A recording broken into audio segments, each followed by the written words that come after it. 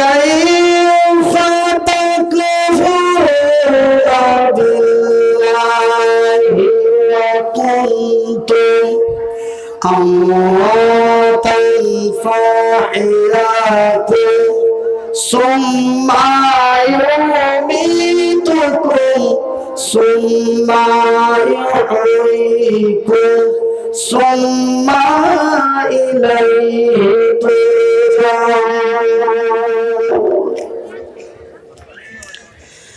بسم الله الرحمن الرحيم يا أيها الذين آمنوا قوا أنفسكم وأهلكم نارا القرآن من بنى لله مسجدا بنى الله له بيتا في الجنة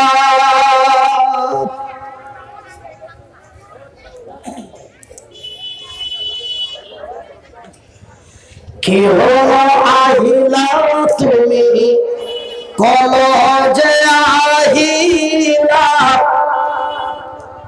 কি হলো আহিলা তুমি কলজে আহিলা কি কারণে আসিলে তুমি কেন যে আসিলে কি কারণে আসিলে তুমি কেন যে আসিলে কি হলো আহিলা তুমি কলজে আহিলা একটু কুমারী তুমি কোটে যে লুকাইলা রে কোটে যে লুকাইলা নারে তাকবীর খালি খেলে গরু কয়টা ছিল গরু কয়টা ছিল ও 10 কুইন্টাল হয়েছে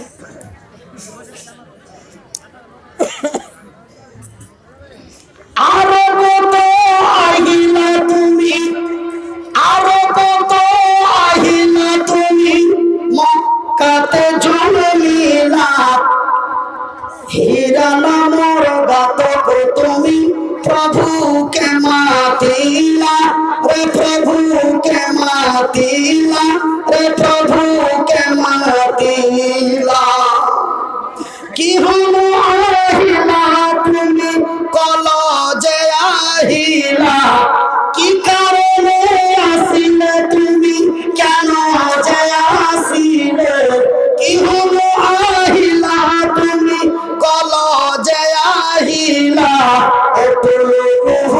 কুমারী তুমি কোতে যে লুকাইলা রে কোতে যে লুকাইলা আরো কত আহিলা তুমি আরো কত আহিলা তুমি মক্কাতে জন্মিলা আরো কত আহিলা তুমি মক্কাতে জন্মিলা হীরা নামর গাতক তুমি প্রভুকে মাতিলা রে প্রভুকে মাতিলা ইসলাম প্রচার করি বলে ইসলাম প্রচার করি বলে এ কোরআন লয়া আহিলা আরে ভাই এই সামনে এক মামুর বাটা ও আরো ঠোঁট চিপে ধরছে ঝাড়া কহানা হ্যাঁ বিহার নিয়ে লিয়েছে বিজেপি টেনশন করিও না বাঙালও লিবে ইসলাম প্রচার করি বলে ইসলাম প্রচার করি বলে এ কোরআন আহিলা নারে তাকবীর কি হলো আহিলা তুমি কলজে আহিলা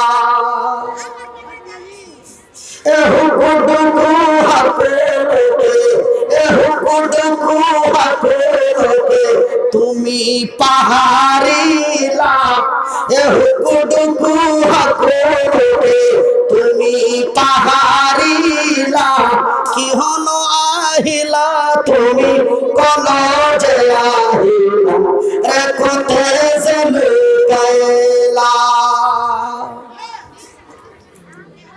ওই আকাশে তেরে লক্ষ তারার ওই আকাশে তেরে লক্ষ তারার জনকু জ্বলেছে আল্লাহ তাআলা রহমতেরই দুয়ার খুলেছে হায়রে আল্লাহ তাআলা রহমতেরই দুয়ার খুলেছে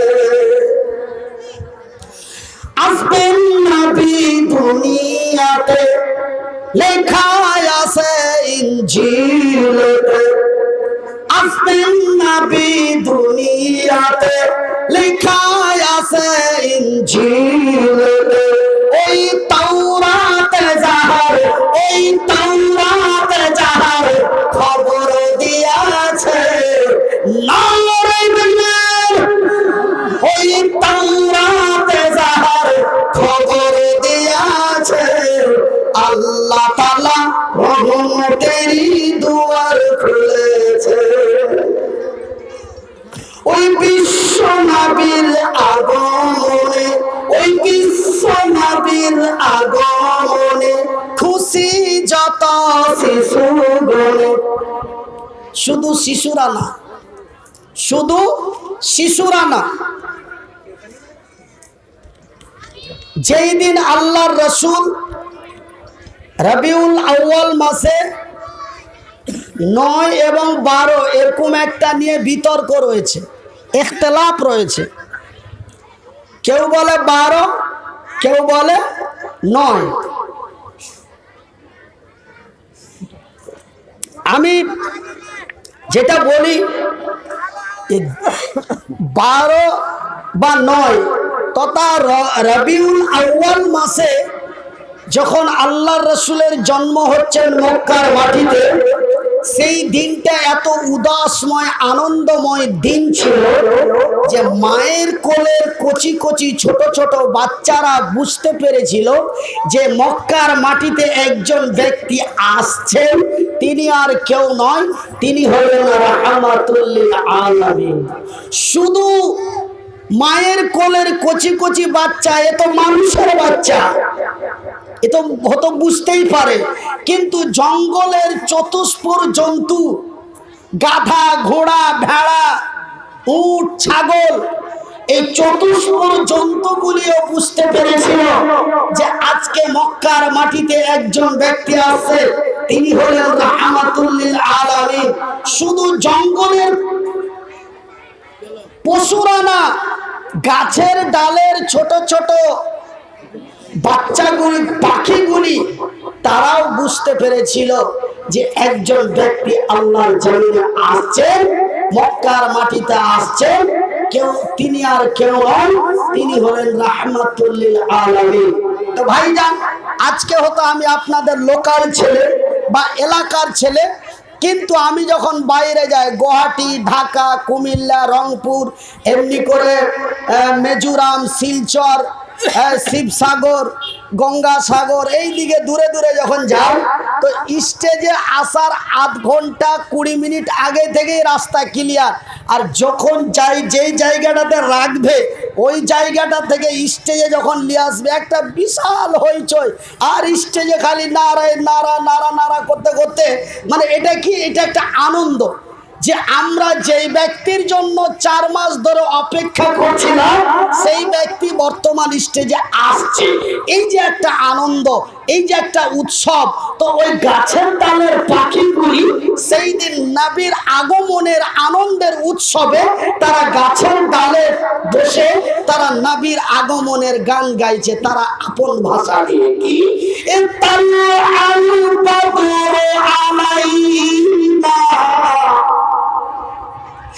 طلع البدر علينا من ثانيات البداع وزاد الشكر علينا طلع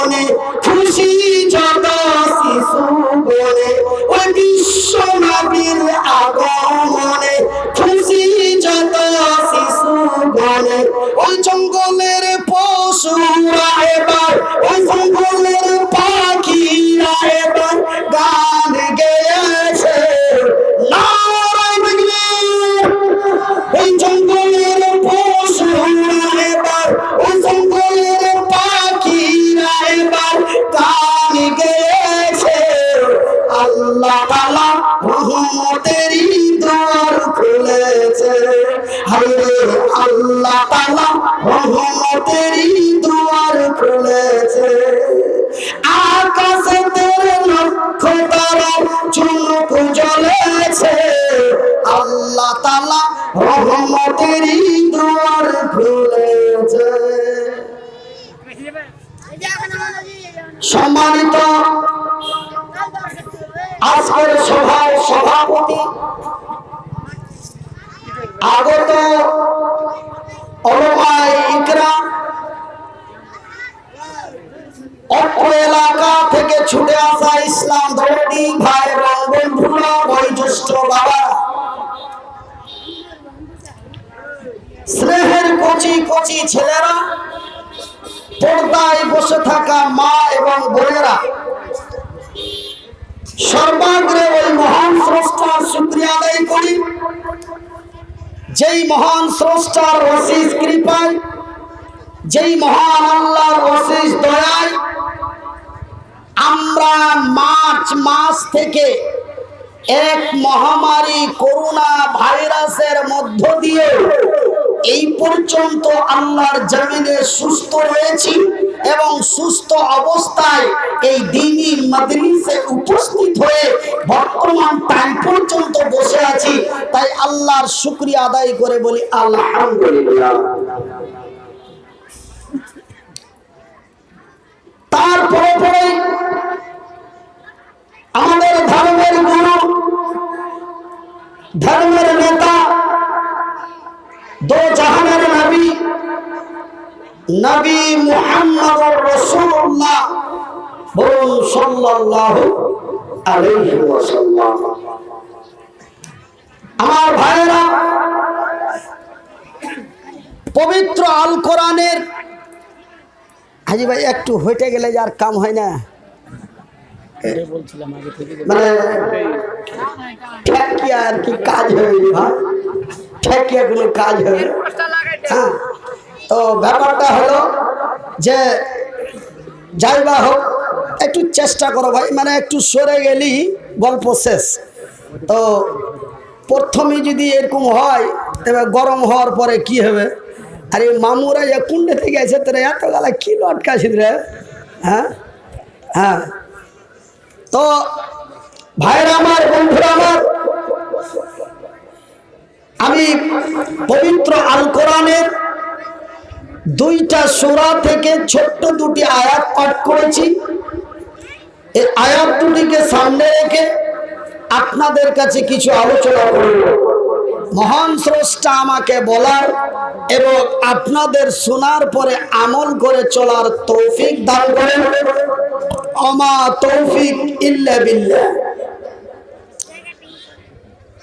আমার ভাইয়েরা, আমার বন্ধুরা, আমার মায়েরা, আমার বোনেরা, আমি পবিত্র কোরআনের একটি আয়াত পাঠ করেছি। যেমন আমি আপনাদের ডেকে বলি, ও ভাই বন্ধু মা বোনেরা, আপনাদের আওয়াজটা একটু বন্ধ করুন, সুন্দরভাবে বসে থাকুন, ভালো লাগলে শুনুন, না লাগলে বাড়ি যান। আমি বলি কি না, এটা আমার ডাক, আমার আল্লাহ তার বান্দা বান্দীদের ডেকে বলছে। তবে বিশেষ করে কোন বান্দা বান্দীদের ডেকে বলছে? যারা আল্লাহকে বলে বিশ্বাস করো। আমার আল্লাহ বিশ্বাসী ব্যক্তিদেরকে ডেকে বলছেন কি, বিসমিল্লাহির রহমানির রহিম,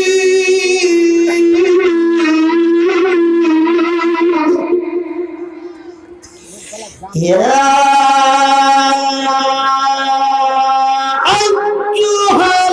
আইয়ুহাল্লাযীনা আনফুসাকুম ওয়া আহলিকুম নারা।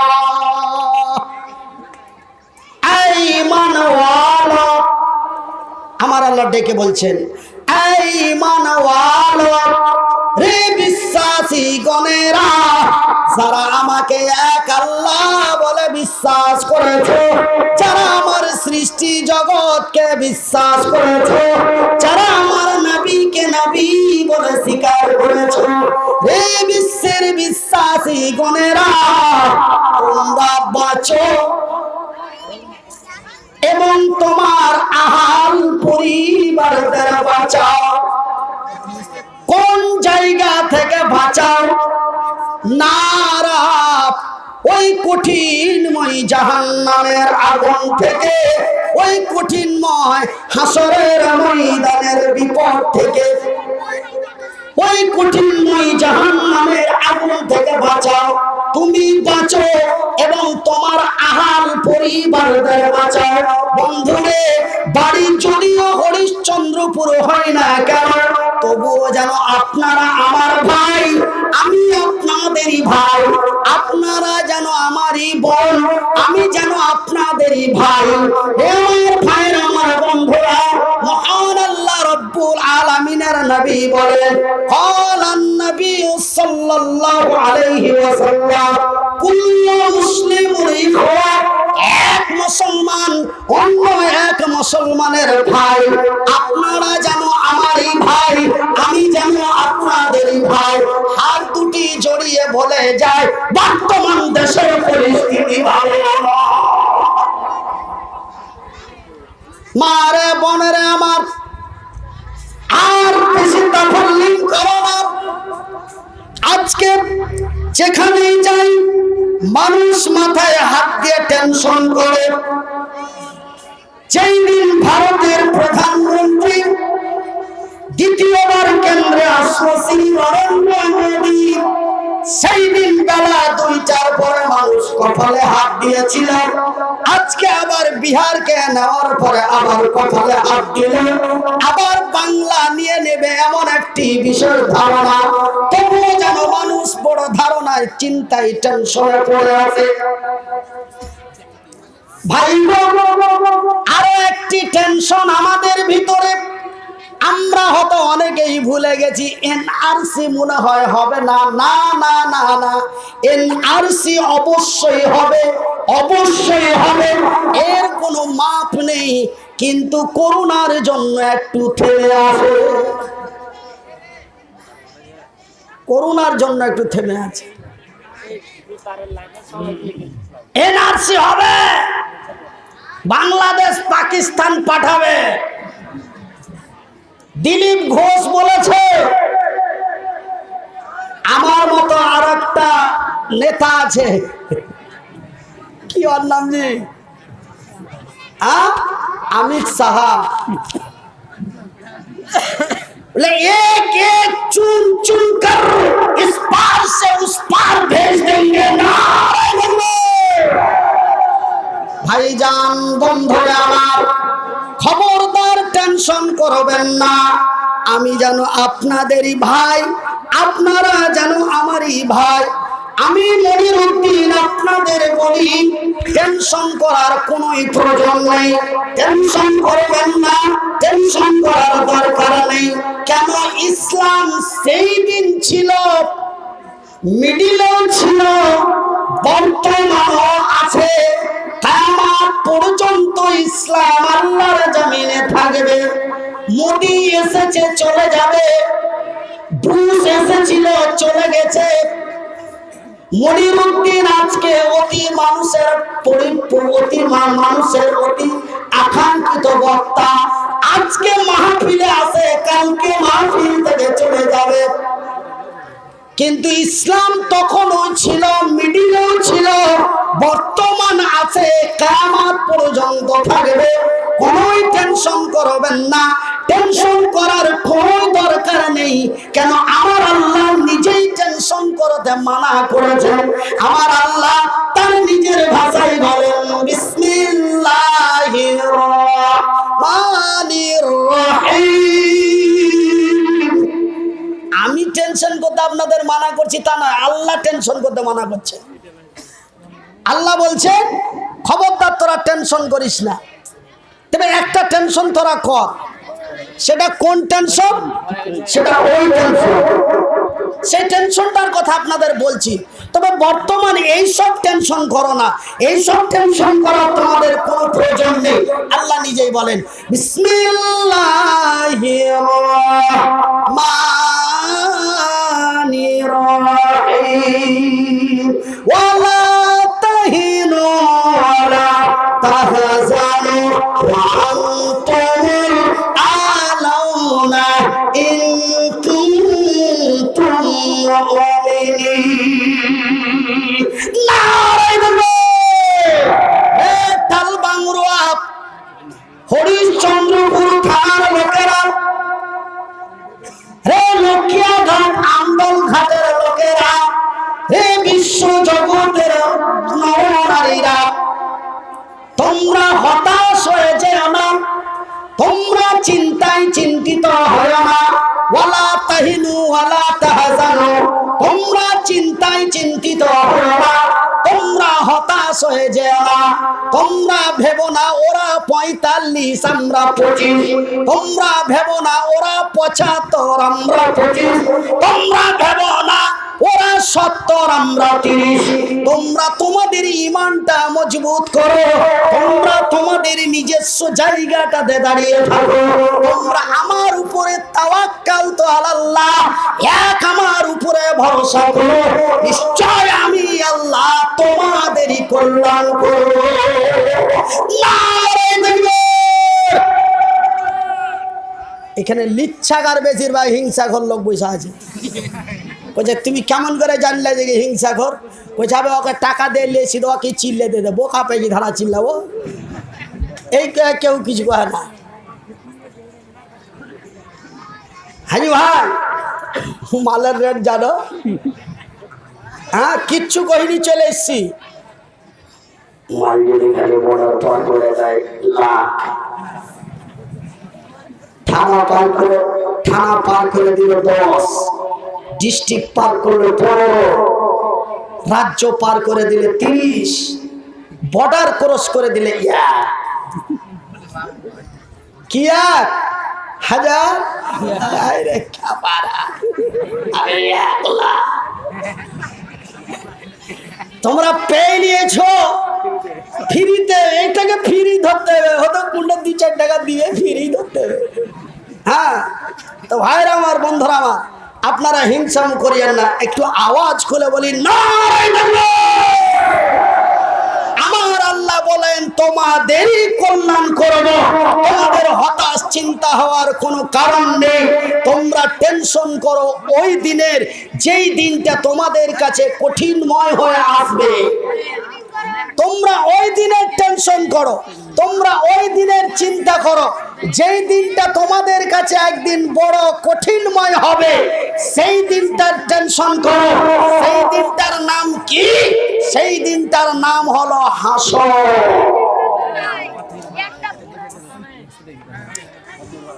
সেই দিনটির নাম হলো হাসর। সেই দিনটাকে বলে কিয়ামতের দিন। সেই হাসরের দিনের টেনশন করে মা গো বোনেরে আমার, কাল কিয়ামতের দিন হাসরের ময়দানে আমার আল্লাহর দরবারে কি জবাব দিবে? আজকে আমি মনিরউদ্দিন বেঁচে আছি, হঠাৎ চলে যাব, এটা আমার চিরস্থায়ীর জীবন নয় বন্ধু, এটা আমার ক্ষণস্থায়ীর জন্য। হাতটা উঁচু করেছি, নামিয়ে দিতে পাবো কিনা তার কোনো ভরসা নেই। বাইকে উঠে চেঁচামেচি করেছি, শেষ করে গাড়িতে চাপতে পাবো কিনা তার বিশ্বাস নেই। আমার মৌত যেন আমার পিছন পিছন ঘুরছে, আমার মৃত্যু যেন আমার পাশেই বসে আছে, কখন আমার গলাটা টিপে দিবে জানি না। আল্লাহু আলাম বিমুরাদিহি, আমার আল্লাহই যেন তার ভালো জানে। সেও তোমারে বঙ্গ, আমি মনিরউদ্দিন বলি শোনা, এই পৃথিবীর মহব্বতে পড়ে, এই পৃথিবীর লালসায় পড়ে, এই পৃথিবীর ধন সম্পদ লক্ষ কোটি টাকার লোভে পড়ে, সুন্দরী রমণীর পিছে পড়ে তোমরা নিজেকে নিজে নষ্ট হয়ে যেও না। স্মরণ করো ওই দিনের কথা, যেই দিন আমার আল্লাহ তার সূর্যটাকে মাথার নিচে নিয়ে চলে আসবে। ভাই গো, সেই দিনটি এমন কঠিনময় দিন হবে। আজকে আমি মনিরউদ্দিন মরতে চাই না, আজকে আমি মনিরউদ্দিন বাঁচতে চাই, সব সময়কার জন্য বলি আল্লাহ, 4টা মেয়ে আছে তাদের নিরাপত্তা করতে দিও আল্লাহ, তুমি আমার হায়াত দিও, ছেলেটার যেন কিছু ব্যবস্থা করে যেতে পারো। ভাইজান আমরা লক্ষ টাকা দান করি, বলে যেন আল্লাহ আমার হায়াত দারাজ করে। আমরা বেঁচে থাকার জন্য কত না কত চেষ্টা করি, কিন্তু আমরা কেউ মরতে চাই না। কাউকে যদি ডেকে বলা যায় বন্ধুরে তোর গলাটা টিপে 15 মিনিট ধরে থাকবো আর তোকে টাকা 36 কোটি ডলার দেব, রাজি হবে? আছে কোনো মামুর বেটা? ও উত্তর দিবে কি? বলে চাই না টাকা, চাই না গাড়ি, চাই না নারী, চাই না বাড়ি, চাই শুধু আল্লাহর জমিনে বেঁচে থাকতে, ভিক্ষা করে খাবো রে কিন্তু দুনিয়ায় থাকতে চাই।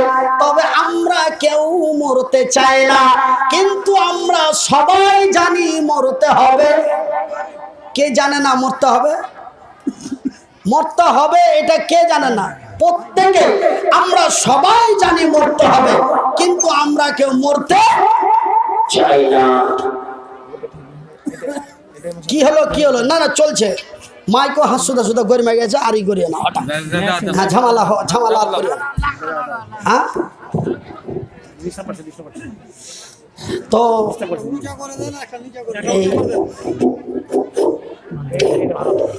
আর লাগবে নাকি? তবে আমরা তো সবাই জানি মরতে হবে, আর এই কথাটা আমার আল্লাহ বলেও দিয়েছেন। কি বলেছেন?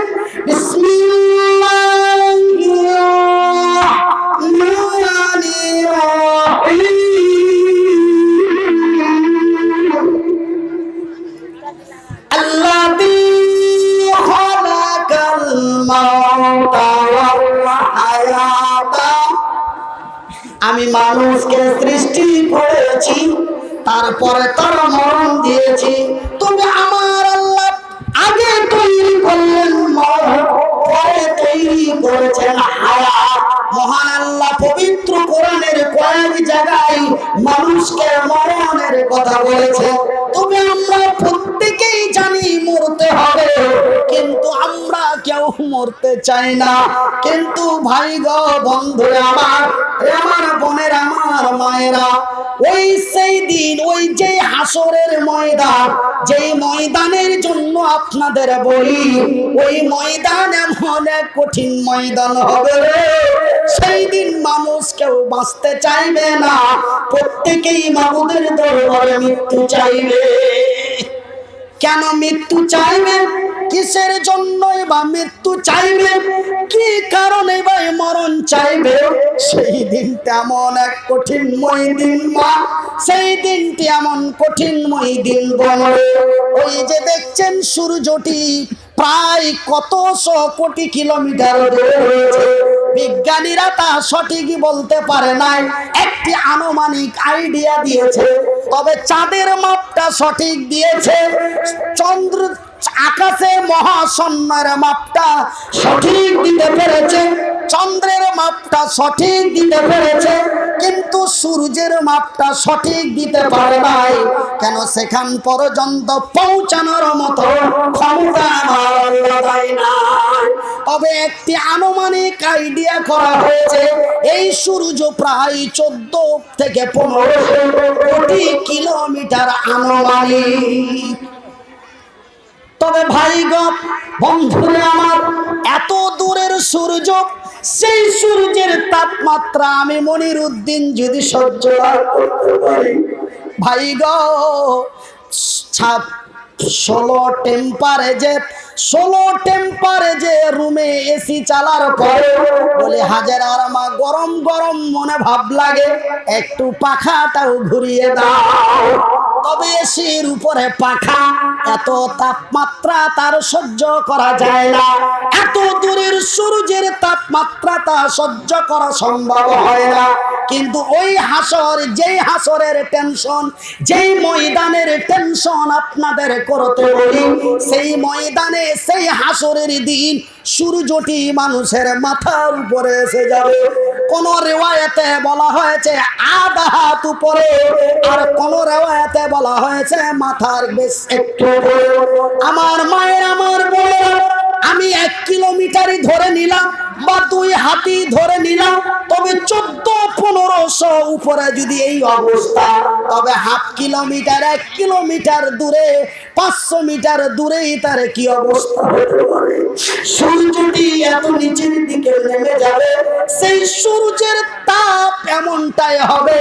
আজকে সূর্যের তাপমাত্রাটা আমরা মেপে দিতে পারি 32 degree high temperature, 36 degree high temperature, 37 degree high temperature, 16 Celsius তাপমাত্রা, এমন একটা আমরা মেপে দিতে পারি। কিন্তু সেই দিনের সূর্যের তাপমাত্রাটা কত? সেই দিনের সূর্যের তাপমাত্রাটা 1500 টেম্পারেচার হবে, 1,00,000-1,50,000 টেম্পারেচার হবে। তার টেম্পারেচারটা কত হবে? আমার নবী, আল্লাহর নবী, দয়ার নবী, বিশ্বের নবী, নবী মুহাম্মদুর রাসূলুল্লাহ সাল্লাল্লাহু আলাইহি ওয়াসাল্লাম, আল্লাহর নবী, দয়ার নবী, বিশ্বের নবী বললেন, হে আমার উম্মতেরা, হে আমার উম্মতিরা, হে লক্ষ্মীঘাট আন্দোলনের লোকেরা, সেই দিনের সূর্যের তাপমাত্রাটা এত হবে, সেই সূর্যের তাপে মানুষের মগজগুলি, শরীরের ভিতরের চর্বিগুলি, চরবগুলি, মগজগুলি গলে গলে গলে গলে নাকের ভিতর দিয়ে, কানের ফুটো দিয়ে, নাকের ফুটো দিয়ে, চোখের পাতার উপর দিয়ে এমন গলে গলে পাকা পুজ পুটার মতো হয়ে বের হবে। ভাই গো, মানুষ সহ্য করতে পারবে না। সেই দিনের কথা নিয়ে টেনশন করুন, স্মরণ করুন সেই দিনের কথা। এনআরসি করে কিছুই হবে না, এনআরসি করে কিছুই করতে পারবে না। বিশ্বাস রাখুন, তাওয়াক্কাল রাখুন, এক আল্লাহর উপরে ভরসা করুন, ঈমানটা মজবুত করুন, কল্যাণ আমাদেরই হবে। এটাই আমার আল্লাহ 1400-1000 বছর পূর্বে, 100 বছর পূর্বে পবিত্র কোরআন দ্বারাই আমার রাসূল মারফতে বিশ্ববাসীকে জানিয়ে দিয়েছে। সেহেতু টেনশন করার কোনো কারণ নেই, ভাবা চিন্তা করার কিছু কারণ নেই। আমার ভাইয়ের, আমার বন্ধুরা, সেই দিন শুধু মগজগুলি, চর্বিগুলি গলে গলে বের হবে না।